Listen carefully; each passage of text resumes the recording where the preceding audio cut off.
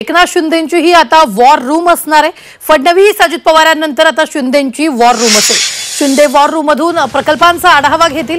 प्रकल्प लवकर पूर्ण व्हावेत यासाठी शिंदेंची वॉर रूम असेल। तर महायुती सरकारमध्ये वॉर रूम वरून कोल्ड वॉर सुरू झालाय की काय अशी स्थिती सध्या। राज्यातील प्रकल्पांचा विकास कामांचा आढावा घेण्यासाठी फडणवीस आणि अजितदादांनी वॉर रूम सुरू केला। दोघांनी वॉर रूम सुरू केल्यानंतर आता उपमुख्यमंत्री एकनाथ शिंदेंनीही वॉर रूमही सुरू करण्याचा निर्णय घेतला। या वॉर रूमच्या माध्यमातून शिंदेही प्रकल्पांचा आढावा घेतील। तर प्रकल्पांना गती मिळावी, विकास कामे लवकरात लवकर व्हावीत असा या वॉर रूमचा उद्देश असल्याचं सांगण्यात येत आहे।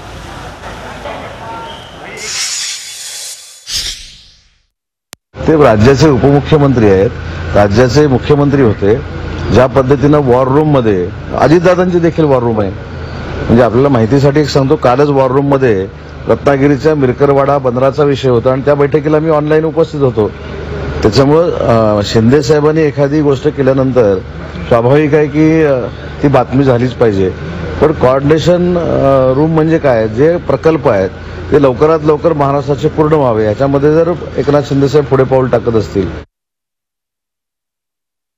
वॉर रूम मुख्यमंत्र्यांची त्याच्या बाजूलाच एकनाथ शिंदेंची आता कोऑर्डिनेशन यांच्यामध्ये तंगड्यात तंगड घालण्याचा कार्यक्रम सुरू आहे। एकनाथ शिंदेने मला शहाणपणा शिकवू नये।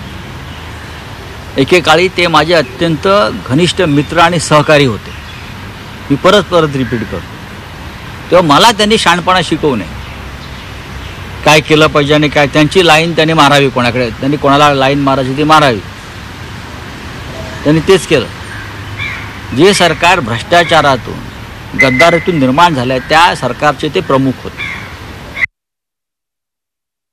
असं आहे की त्या ठिकाणी आमचंच ऑफिस होतं जेव्हा मी उपमुख्यमंत्री होतो। ती जागा त्यांच्याच करता होती, त्यामुळे ऑफिसेसचं रिअलाइनमेंट चाललेलं आहे। त्यामुळे त्याला बातमी बनवणं एवढं मोठी घटना ती नाही आहे। प्रत्येक गोष्टीची बातमी करू नका, सगळं चांगलं चाललंय, नीट आहे।